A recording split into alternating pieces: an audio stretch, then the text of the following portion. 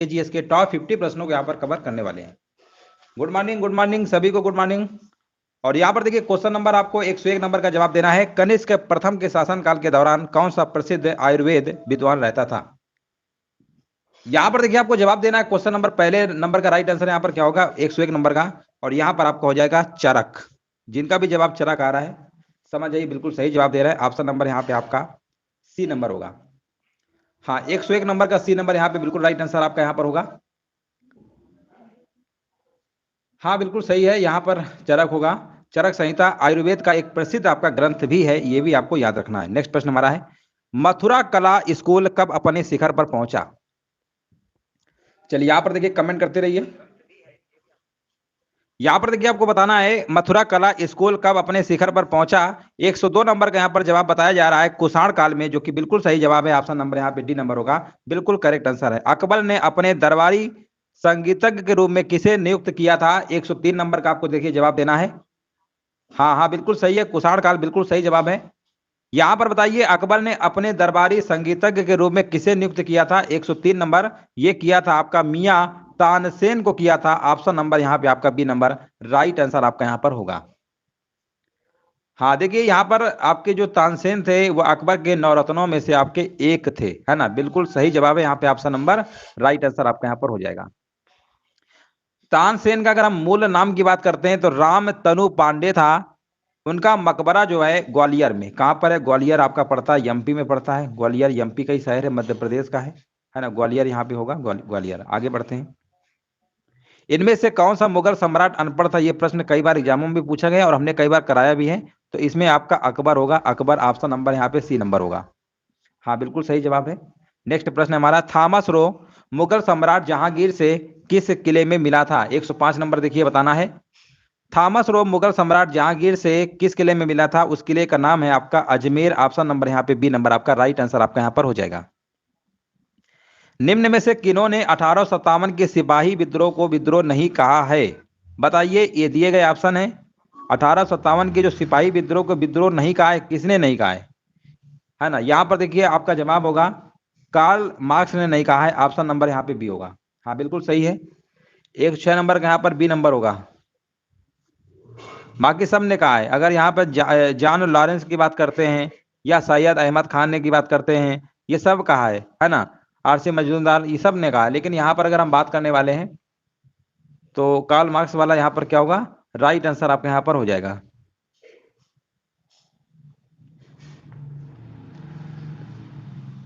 है ना, इसे राष्ट्रीय विद्रोह, है ना, राष्ट्रीय विद्रोह कहा है। देखिए, सैनिक विद्रोह ना मानकर इसे राष्ट्रीय विद्रोह कहा है कार्ल मार्क्स ने, ठीक है ना। हाँ बिल्कुल। चलिए आगे बढ़ते हैं। पल्ली आंदोलन किससे संबंधित है? 107 नंबर देखिए बताना है ना। यहाँ पर देखिए पल्ली, पल्ली एक निम्न जाति है। पल्ली तमिलनाडु की है। वहां के जो लोग थे 1871 में स्वयं को क्षत्रिय वर्ग में रखने लगे थे, है ना। वे अपने को बनिया यानी कुल क्षत्रिय मानने लगे थे। और ये विधवा पुनर्विवाह का निषेध जैसे उच्च जाति के रीति रिवाज का अनुसरण भी करने लगे थे, है ना। यही आपका है पल्ली आंदोलन, आपका तमिलनाडु स्टेट से संबंधित। ऑप्शन नंबर यहाँ पे बी नंबर होगा। हंटर आयोग ने किसके विकास पर अधिक बल दिया? प्रश्न नंबर 108 नंबर का जवाब देना है। हाँ, यहाँ पर जवाब बताया जा रहा है प्राथमिक शिक्षा, जो कि बिल्कुल सही जवाब है। ऑप्शन नंबर ए होगा। राज्यसभा के मनोनीत सदस्यों की कुल संख्या कितनी है ना। इससे आसान प्रश्न क्या हो सकता है? 12 सदस्य जो होते हैं राष्ट्रपति द्वारा मनोनीत किए जाते हैं। ऑप्शन नंबर यहाँ पे डी नंबर होगा। हाँ बिल्कुल सही है। उस भारतीय प्रधानमंत्री का क्या नाम है जिन्होंने संसद में यह घोषणा की थी कि वह मंडल आयोग की सिफारिशों को लागू करेंगे? इस घोषणा से भारत में देशव्यापी विरोध शुरू हो गया था। 110 नंबर का यहाँ पर जवाब क्या होगा? हाँ, ये कहा था आपका वीपी सिंह, है ना। विकल्प नंबर यहाँ पर क्या होगा? ऑप्शन नंबर यहाँ पे बी नंबर राइट आंसर आपका यहाँ पर हो जाएगा। वीपी सिंह यहाँ पे बिल्कुल करेक्ट आंसर आपका यहाँ पर होगा। हाँ बिल्कुल सही जवाब है। नेक्स्ट प्रश्न बताइए, भारतीय संविधान का कौन सा अनुच्छेद यह कहता है कि प्रधानमंत्री की नियुक्ति राष्ट्रपति के द्वारा की जाएगी? है ना, 111 नंबर। तो ये आर्टिकल हमने हालांकि कई बार बताया भी है। आर्टिकल नंबर आपका 75, है ना। आर्टिकल नंबर 75 फर्स्ट आपका कहता है प्रधानमंत्री की नियुक्ति राष्ट्रपति के द्वारा की जाएगी। ऑप्शन नंबर सी, कई बार एग्जाम में पूछा भी गया है। सर्वोच्च न्यायालय के न्यायाधीश पद पर नियुक्ति के पात्र बनने के लिए किसी जज को उच्च न्यायालय के न्यायाधीश के रूप में कितने वर्षों की सेवा आवश्यक होती है? अगर देखिए सर्वोच्च न्यायालय यानी सुप्रीम कोर्ट के अगर न्यायाधीश बनना चाहते हैं तो किसी जज को उच्च न्यायालय के न्यायाधीश के रूप में कितने वर्षों की सेवा आवश्यक होती है? तो देखिए यहां पर आप ऑप्शन बताइए क्या होगा। 112 नंबर का यहां पर जवाब क्या होगा? देखिए यहां पर अगर आप न्यायाधीश की बात करेंगे तो 5 साल, और 10 वर्ष किसके लिए होता है? 10 वर्ष आपका वकील जो होते हैं ना आपके, उन आपको वकालत अगर किए हैं 10 साल तक, अगर आप जज रहे हैं तो 5 साल। इन दोनों में डिफरेंस थोड़ा सा है, याद रखिएगा। ऑप्शन नंबर यहाँ पे बी नंबर आपको लगाना है। कौन सा पठार भारत के खनिज यानी दिल के देश के रूप में जाना जाता है? ये भी प्रश्न हमने कई बार कराया है। बताइए यहाँ पर होगा छोटा नागपुर का पठार। ऑप्शन नंबर यहाँ पे बी नंबर होगा।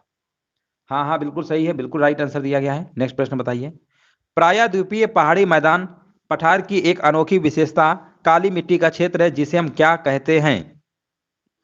114 नंबर का देखिए, कमेंट करिए क्या कहते हैं उसे। हम क्या कहते हैं? दक्कन, दक्कन ट्रैप कहते हैं। ऑप्शन नंबर यहाँ पे बी नंबर होगा। हाँ बिल्कुल सही है, ऑप्शन नंबर बी बिल्कुल सही जवाब दिया गया है। आंध्र प्रदेश का विजयवाड़ा शहर किस नदी के किनारे स्थित है? आंध्र प्रदेश का विजयवाड़ा शहर किस नदी किनारे स्थित है? 115 नंबर का देखिए जवाब देना। यहाँ पे राइट आंसर आपका क्या होगा? आंध्र प्रदेश का जो विजयवाड़ा है शहर, ये आपका कृष्णा नदी के किनारे स्थित है। कृष्णा नदी कहाँ पे लिखा हुआ है? ऑप्शन नंबर यहाँ पे डी नंबर बिल्कुल राइट आंसर। यहाँ पर कावेरी बताया जा रहा है। 115 नंबर का आपका कृष्णा नदी होगा, है ना? कृष्णा नदी आपका सही होगा यहाँ पे। चलिए आगे बढ़ते हैं। समुद्र जल का औसतन खारापन होता है ना? यहाँ पर बताइए समुद्री जल का औसतन खारापन कितना परसेंट होता है? 116 नंबर आपको बताना है। तो ये लगभग आपका होता है 3.5%, है ना? 3.5% देखिए कहाँ लिखा हुआ है। ऑप्शन नंबर यहाँ पे आपका सी नंबर बिल्कुल करेक्ट आंसर आपका यहाँ पर होगा। नेक्स्ट प्रश्न हमारा, विश्व का सबसे ऊंचा झरना स्थित है? विश्व का सबसे ऊंचा जो वाटरफॉल यानी जिसे झरना आप कहते हैं, ये आपका वेनेजुएला में स्थित है।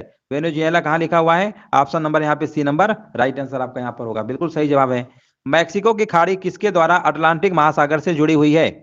118 नंबर में देखिए आपको बताना है। मैक्सिको की खाड़ी अमेरिका और क्यूबा के बीच फ्लोरिडा जल संधि के माध्यम से अटलांटिक महासागर के हिस्से से जुड़ा हुआ है। ऑप्शन नंबर यहाँ पर क्या होगा? विकल्प नंबर जाएगा यहाँ पर ए नंबर के साथ, फ्लोरिडा जल संधि। ऑप्शन नंबर ए बिल्कुल सही है।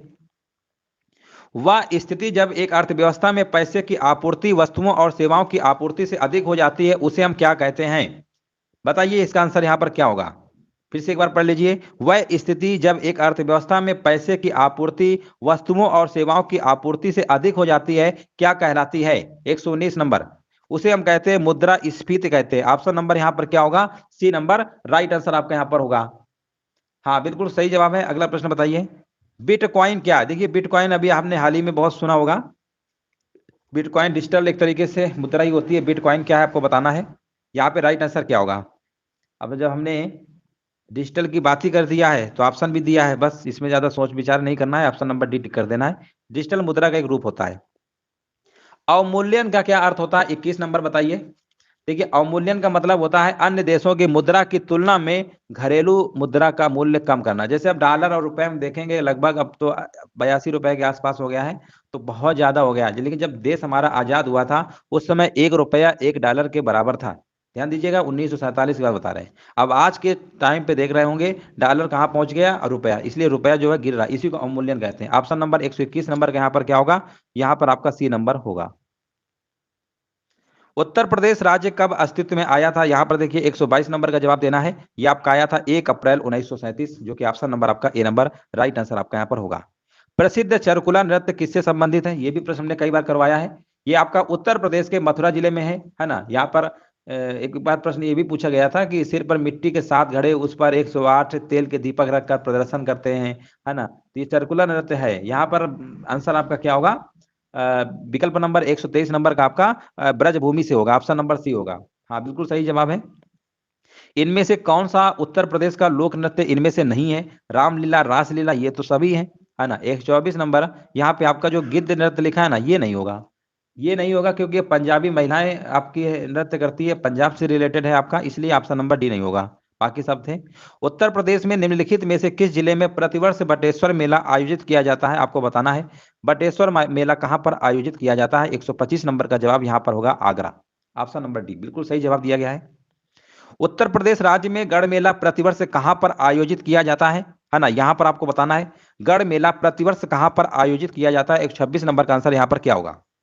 126 नंबर का देखिए जवाब बताया जा रहा है गढ़ मुक्तेश्वर में, जो कि बिल्कुल सही जवाब है। ऑप्शन नंबर यहां पे सी नंबर राइट आंसर आपका यहां पर हो जाएगा। है ना, हापुड़ जिले में पड़ता है गढ़ मुक्तेश्वर, ठीक है ना, याद रखिएगा। गढ़ मुक्तेश्वर किस, यहाँ पर एक बार ये भी पूछा गया था गढ़ मुक्तेश्वर जो है शहर किस नदी के किनारे बसा हुआ है, तो याद रखिए गंगा नदी के किनारे आपका ये बसा हुआ है। कानपुर भी गंगा नदी के किनारे ही है। दिए गए विकल्पों में से गलत जिला मुख्यालय वाली जोड़ी का चयन करिए। अमेठी, सोनभद्र, कुशीनगर, कौशाम्बी, और इस तरीके से आपके ऑप्शन दिए गए हैं। आपको गलत जोड़ी वाला आपको मैच कराना है। बताइए कौन सा यहाँ पर होगा 127 नंबर।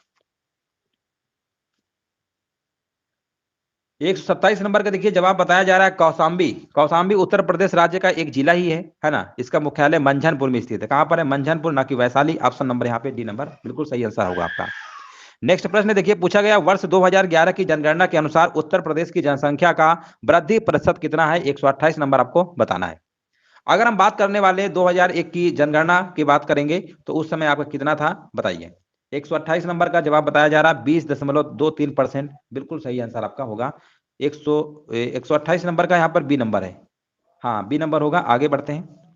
यहाँ पर देखिए आपको बताना है कैलिस्टो, एमटी, एरियल और सेंचुरी विभिन्न प्रकार के हैं। क्या हैं? वर्ड आर्ट है, या फॉन्ट साइज है, या स्टाइल से, या फॉन्ट है। बताइए 129 नंबर का यहाँ पर जवाब क्या होगा?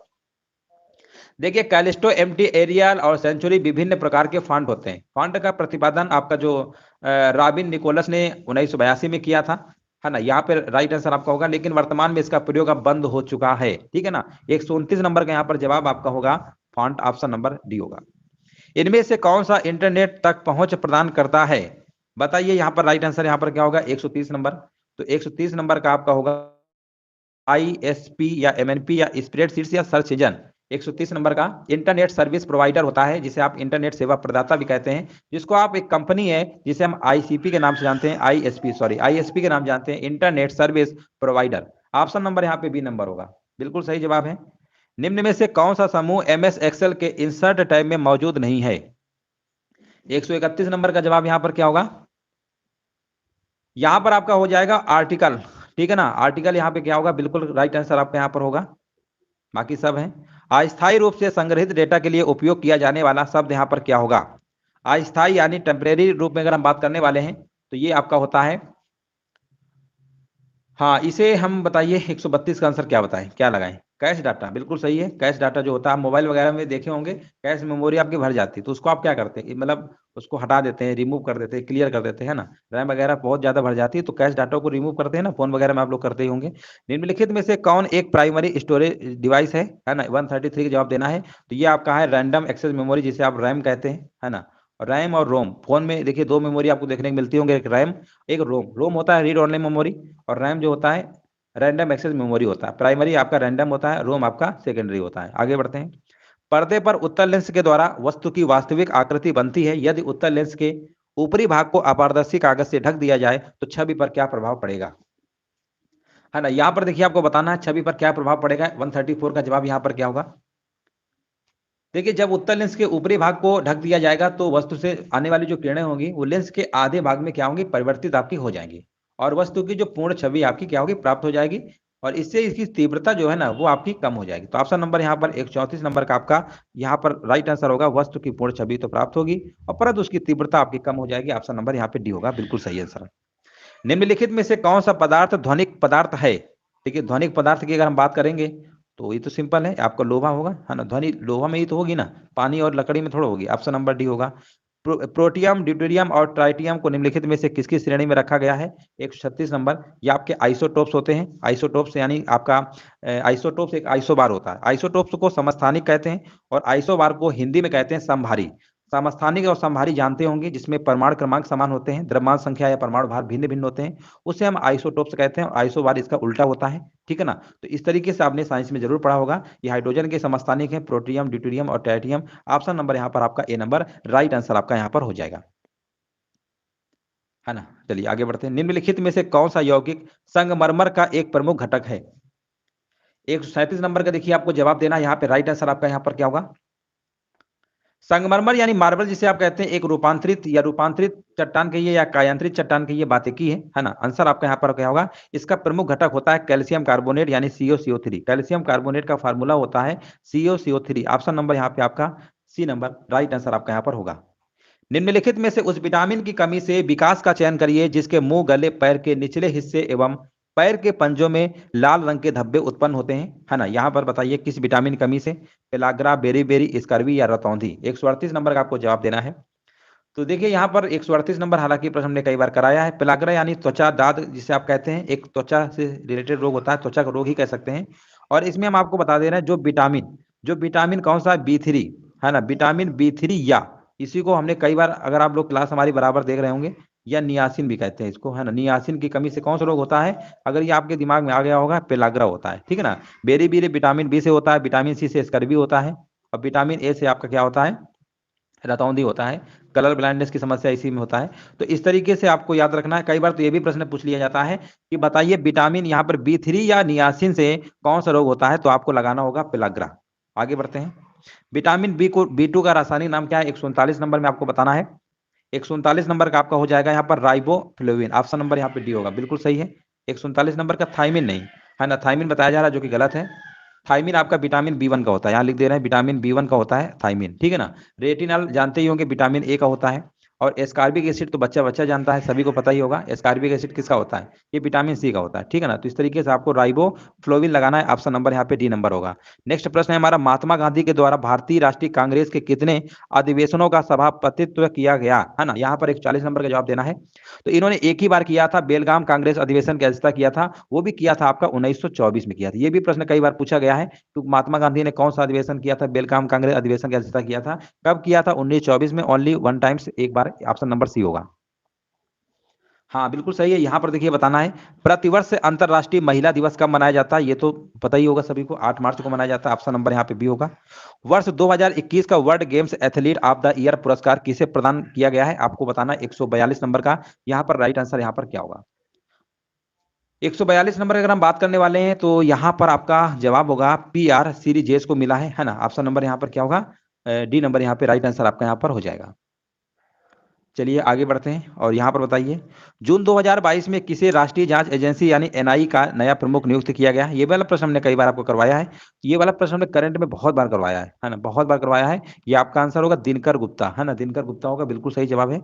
अप्रैल 2022 में भारत के पहले 99.999% शुद्ध हरित हाइड्रोजन पायलट संयंत्र की स्थापना कहां पर की गई है। 144 नंबर का आपका आंसर यहाँ पर होगा जोरहाट। ऑप्शन नंबर जोरहाट क्या होगा, बिल्कुल, ये कहां पर है, असम में, असम में पड़ता है, ये शहर है आपका जोरहाट। ऑप्शन नंबर यहाँ पे ए नंबर राइट आंसर आपका होगा। उत्तर प्रदेश के किस शहर में स्किल इंडिया अंतरराष्ट्रीय केंद्र की स्थापना की गई है। 145 नंबर का देखिए आपको जवाब देना है।